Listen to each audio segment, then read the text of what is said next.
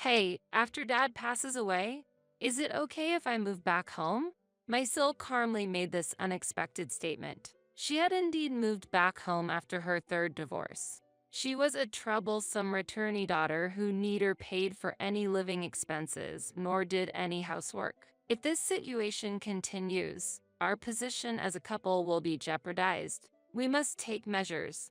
That's when an idea came to me.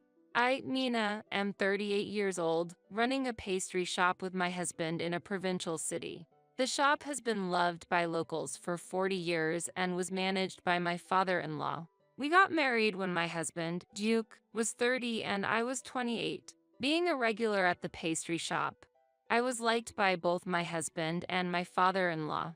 Duke's sister, Betty, moved back home after two divorces, but left 2 years ago when she got married for the third time. Her father had strongly opposed this marriage, as it was a scandalous affair that was frowned upon socially. You stole someone else's husband, so you must stay with him for life. Even if you come back, I won't welcome you home.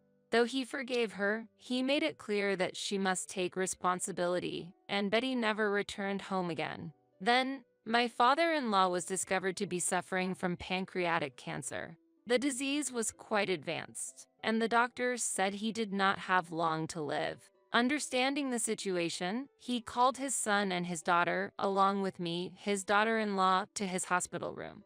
Duke, I'm leaving the shop to you. You can run it as you wish. Work together with Nina and make it work. My husband nodded repeatedly and, holding his father's hand, replied, "Don't worry, leave it to me. Betty, it's been a long time. I'm sorry for what I said last time. It was almost like disowning you. If you're happy, that's all that matters. Stop by the house sometimes." It seemed that he was still fond of his daughter. She replied with teary eyes, "Understood, Dad." However, as soon as she left the hospital room, she calmly said, "Hey, after Dad passes away, is it okay if I move back home?" What? My husband, Duke, and I were shocked, and we couldn't immediately understand the meaning of her words. Actually, I broke up with him last month. He was having an affair with a woman 10 years younger than him, and I was so angry I got back at him. It was all his fault, but he made such a fuss about it. I couldn't take it anymore. That's how she reported her third divorce. It's hard to pay the rent for my current apartment by myself, so this came at a good time. She seemed to think it was appropriate to move back home now that her father wouldn't be around much longer. I couldn't believe it. "Let me know when the time comes." Leaving those words behind, she left the hospital. We were in a daze, unable to find words to respond, and just stood blankly in the hospital corridor for a while. Betty had first married at 25, and she had already left home when I got married into the family.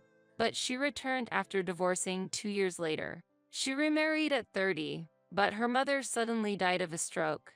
And during those difficult times, she quickly filed for marriage and left again. 3 years later, she divorced again. Her third marriage, which started with an affair, ended in just a year. Altogether, her marriages didn't even last 5 years, and honestly, I can't understand her way of thinking. She was a type I had never encountered before, and we could never get along. I hate to say this, but I just can't bring myself to like your sister. When I conveyed this, Duke sighed along, "Indeed. She's my sister, but I can't bring myself to like her either. She's been self-centered since childhood, and as an adult, she hasn't changed. She grabs whatever she wants by any means necessary and discards it as soon as she's bored. She lacks compassion. Just imagining living together with her again made my spirits sink." My father-in-law passed away 10 days later. He was a beloved local shop owner and a friendly figure who also served as a community leader. So many people attended his funeral. Naturally, Betty was there too, but she didn't help with anything, eating the food as if she were a stranger. The pastry shop established by my father-in-law focused on traditional cakes with a local twist.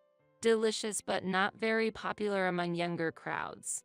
My husband, Duke, graduated from a school specialized in pastry and often clashed with his father about wanting to utilize his training in France to develop new products aimed at younger customers. Looking back, though, those were fun times. In our area, a car is essential, and the parking lot at the shop was extensive. Duke's idea was to use a corner of it for an expansion of the shop and to set up an eat-in area. The second floor of the shop served as living space for us, Duke's parents, and occasionally Betty, who returned now and then. On the first anniversary of my father-in-law's passing, only close family gathered on the second floor of the shop. Even on that day, Betty didn't help out and was cheerfully chatting with uncles and cousins. Aunts and cousins who knew her well said her reputation was very low. Regardless of whether they are relatives or not, she's very friendly to men, everyone agreed. The thought of living with her was daunting, but we hadn't told the relatives about her third divorce or her plans to move back home yet. Nothing was decided, and we wanted to avoid any issues at the first anniversary. However, living together with her started sooner than expected. Betty came for the first anniversary and immediately settled in the family home. The room our parents used is empty, right? I'll be using that one. The moving truck is coming tomorrow, so help me out, she declared. I had never been so surprised. It seemed she had planned to live with us from the start, intending to take over their parents' spacious room instead of her old, smaller one. Although Duke expressed his dissatisfaction, the volume of belongings that arrived the next day wouldn't fit in the small room, and we had no choice but to move them into the larger one. From that day on, she lived a carefree life. She slept until the afternoon, freely took food from the fridge to have lunch, spent the afternoon in her room using her smartphone or watching TV, occasionally went shopping, and bought cosmetics and clothes. Cooking for 2 or 3 doesn't change the effort required. Please prepare my portion too, she said, naturally expecting me to prepare dinner. Duke and I endured the first week, but feeling the need to change the situation, Duke was the first to bring it up.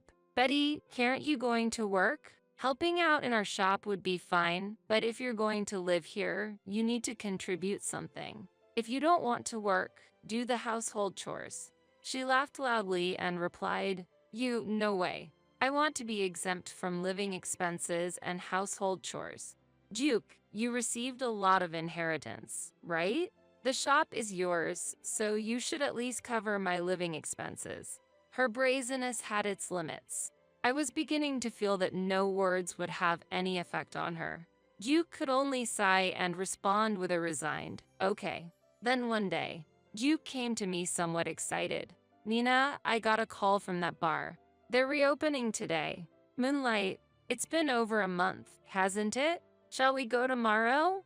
Moonlight is a speakeasy-style bar located just a 5-minute walk from our house. It's more of a literal hideaway than just speakeasy style. A small gate features a modestly affixed sign with Moonlight engraved on a 2-inch square metal plate, making it look like just an ordinary house at first glance. The bar has only 7 counter seats, with dim lighting, and while it doesn't offer proper meals, it serves a variety of delicious alcohols, prosciutto, and cheeses. The owner is a man whose age is hard to guess, likely between 25 and 35 years old. He wears slightly tinted round glasses, sports a beard, and has slicked back hair fixed with hair gel, all of which contribute to his humorous and unique ambience. Previously, the bar was managed by an elderly gentleman over 70 with no relatives. But after his death, the current owner took over the management under the condition of handling the transition. This transition occurred about 5 years ago. New customers rarely notice this bar, and it's not a place people just stumble upon, but those in the know keep it bustling with a few regulars during open hours. However, the owner is whimsical. There are no fixed off days or business hours, and he often takes sudden, long vacations, closing the shop for extended periods. When closing for a long time or reopening, notifications are sent via email at the request of regular customers. So, we decided to visit Moonlight for a drink immediately. Hey, long time no see. Where have you been? I was in Bolivia for a bit. South America, right? Yes, it's a country surrounded by the Andes and famous for the uni-salt flats. After a brief chat about Bolivia, the owner asked, Have you both been well? It seems like you might be a bit stressed. With no other customers around, we inadvertently vented about Betty. That sounds tough. The owner was a good listener and seemed genuinely interested. As the conversation wound down, Duke sighed and said, I guess the only solution is for her to find a new boyfriend and move out. Huh? But Betty hardly ever goes out, and she's already 35. It's hard to imagine her finding a boyfriend. Even though it felt harsh, I couldn't help but say it out loud. If Nina says that, it must be serious. I might have an idea. As the owner spoke, we leaned in eagerly. What? Do you have a good idea? As the conversation continued, we discussed a proposal from the owner. It seemed Duke was seriously considering taking action against his sister. If Duke agrees, I have no objections. Just as planned, on the next day off for the pastry shop. In the afternoon, the owner visited our home. When we opened the front door, we couldn't believe he was the same person we knew. His previous slicked back hair had changed to a more natural flowing hairstyle. Without glasses and having shaved his beard, he looked quite handsome. I was much younger when I took over the bar, so I was a bit disguised. The owner explained. His tinted glasses turned out to have no prescription. But it's becoming a hassle, and I thought I might stop using the disguise with this opportunity. It's perfect timing. Saying that, he laughed brightly. I thought he was clearly an eccentric character. However, I felt certain that Betty would definitely show interest in him. Yet, despite it being past noon, she still hadn't gotten up. As soon as the owner graciously greeted us with "Thank you for having me today," she appeared. Oh, do we have a guest? Excuse me for looking like this. She was in very revealing house clothes, arching her back and pushing her chest forward. I really disliked her behavior like this. As I told you yesterday, we have a guest coming over for lunch today. What? Really? She hadn't been listening to my words at all. May I join you? She asked the owner in a coquettish manner, which annoyed me. But this was all part of today's plan. She went back to her room, changed her clothes, and came back after meticulously doing her makeup. She still wore a top with a deep neckline, emphasizing her cleavage. I run a bar nearby, but I was overseas for about a month, so I've been missing American home cooking. I heard that Nina was preparing a meal, so I'm sorry for imposing. The owner introduced himself with the clean and youthful demeanor of a young man. I had no idea there was such a bar around here, she expressed surprise, but we had kept it a secret, wanting to protect our couple's hideaway. He requested roast beef, cream stew, and potato salad. I've been craving these. These are truly wonderful. He said this and joyfully ate my cooking. Is this okay? If you have any requests, I can cook anytime. As she said this, I thought it might have been bad to serve such a simple meal, but Duke and I nodded to each other, happy that the first stage of our plan had been successful. From that night on, Betty started frequenting Moonlight regularly. Today, I'm going to the movies with the owner, she'd say cheerily as she headed out. I was worried that the owner might find her bothersome, but he seemed to be enjoying himself. Indeed, he was a bit of an eccentric character. 2 weeks later, we received an email from the owner saying, I'm going to implement the final phase now. We hurried out of the house and headed to Moonlight. When we entered the bar, there was a man sitting deep behind the counter. He was a gentle person whom we had spoken to several times at this place, and he was nearly 6'5" tall. It was Mr. Rogers, who runs a small construction company. Betty sat down, leaving 2 empty seats between us, and the moment she saw us, she clearly looked annoyed. Probably Mr. Rogers sitting further down was also an unwelcome presence for her. Hey, when is our next date? She asked cheerfully across the counter. A date? Did I make such a promise? The owner replied deliberately while placing a drink on a coaster. Oh, you're terrible, she cooed, almost unbelievably sweet. I just accompanied you because I didn't want to go to the movie alone. I wanted to see that film too, he responded expressionlessly. Betty was clearly shocked by his response. That's cruel. We're dating, aren't we? She exclaimed, typical of her. She often seemed to think that everyone adored her. That's troubling. You thought that? You remind me of my mother, so I kind of went along with it out of a sense of gratitude toward her. Something like that? The owner replied. Duke and I had a hard time holding back our laughter. Come on, that's not possible. How old do you think I am? It's impossible for me to have such a grown-up son. After taking this significant blow, the owner delivered another strike. However, you are over 50, right? Since I'm 28, a parent-child relationship seems more natural than that of lovers. The owner was clearly jesting, fully aware of her real age, which we had communicated to him. I'm only 35 years old. Why would you think I could be your mother? She seemed genuinely upset, but then she quickly moved next to Mr. Rogers, asking in a coquettish voice, Do I really look that old? Confirming target change. The owner said quietly. Duke gave a small fist pump and responded with, Understood, while I struggled to contain my laughter. Mr. Rogers earnestly replied to her, No, you look young. I have seen you here a few times and always thought you were beautiful, which pleased her. You seem very reliable. I like men like you. Betty said this and pressed her ample chest against Mr. Rogers' strong arms. Mr. Rogers also replied, I also prefer women like you, as he wrapped his arm around her waist. After a slightly uncomfortable scene unfolded, the two left the bar closely together. Betty did not return home that night. When she returned the next morning, she said, I couldn't sleep all night. I'm so tired. Haha. And shamelessly continued her words before disappearing into her room. Afterwards, she began to spend many nights out. And a month later, she hardly returned home at all. It was safe to say the plan had worked brilliantly.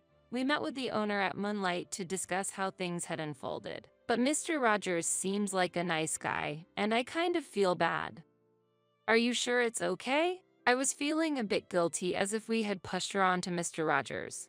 No worries. We chose carefully. Mr. Rogers is so passionate that his previous wife ran away, so he should get along well with her. I see. Duke listened to the conversation and smirked wryly. While I was glad Betty had moved out, I was also enviously reflecting on their budding relationship, leaving me with mixed feelings. Sensing this, the owner gently spoke up. Mr. Rogers is truly a wonderful person, but he does have some issues. The owner's words were laden with meaning. One day, Betty, buoyant in her steps, announced, I've really enjoyed the hospitality. As soon as the legal remarriage waiting period is over, I plan to get married right away. So, goodbye. And she started to leave the room. Duke stopped her with a warning. He can be very jealous, you know. He's always had a fierce temper whenever he sees a woman being friendly with another man, far more intense than you'd expect from his size. Even a light touch can turn into a big problem, so be careful. Really? I didn't know that.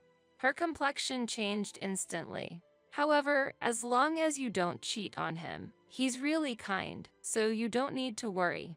I spoke with a calm smile, but the owner had mentioned that Mr. Rogers' possessiveness was quite severe. I couldn't imagine how long she, who loves her freedom, could tolerate such strictness. Still, that was strictly their personal issue to handle. I also have some happy news to share. After years of fertility treatments, I've finally conceived and am now in a stable period. Next spring, I'll be having twins. I revealed it with a mix of irony and excitement. At my comment, her eyes widened in disbelief. Yes, that's right. So even if you come back, there won't be a place for you here anymore. Duke told her calmly, and her expression drastically changed, visibly shaken. You really don't need to worry. Mr. Rogers has promised that he won't let you come back here again. Duke added, trying to reassure her, but there was one important fact we hadn't yet disclosed. It concerned Mr. Rogers' mother. Her potential mother-in-law is known for her strict personality. We kept this fact a secret because revealing it might lead her to reconsider the marriage altogether. However, further conversations with the owner revealed that the relationship between Betty and her mother-in-law was indeed not going well. I don't want to live with my mother-in-law anymore, she complained and added, I want to live just by ourselves. But Mr. Rogers isn't listening to her pleas. But I try to meet your demands at night, so there should be no problem, he said with a laugh. Hearing this, I felt a chill somewhere deep inside. People are diverse, and so are the dynamics of each couple's relationship. Despite the deep concerns about whether their marriage would truly work out, this resolution promised to finally free us from being troubled by her presence. What lies ahead for us is the new challenge of raising the twins soon to arrive. This challenge will undoubtedly bring many difficulties, but my husband and I are filled with hope for the future. After the birth, I'll need to focus on breastfeeding for a while, so I'll have to avoid alcohol, I mentioned, contemplating the future during a visit to Moonlight. When I spoke regretfully about it, the owner of the bar reassured us. Don't worry, I have a variety of delicious non-alcoholic cocktails prepared, so I look forward to welcoming you here anytime. Also, if there's anything else I can help with, please let me know, he said, and together we raised a toast. Let's give it our all for our children to come, my husband declared with a new resolution. He then began to reveal recipes he had kept secret out of deference to his father, and embarked on developing a new menu. Some of the dishes he created were particularly appealing to the younger crowd, both in taste and appearance, making for stylish and photogenic cakes that did well on social media. They quickly became popular items, drawing long lines of people eager to purchase them. The owner of Moonlight also showed interest in trying out these cakes at his bar and made a special request for a cake infused with enough alcohol to get tipsy from eating it, truly highlighting his unconventional nature. Even if there was a possibility that my sister-in-law might return, my husband and I vowed to firmly refuse her re-entry because we now have a new family to protect and cherish.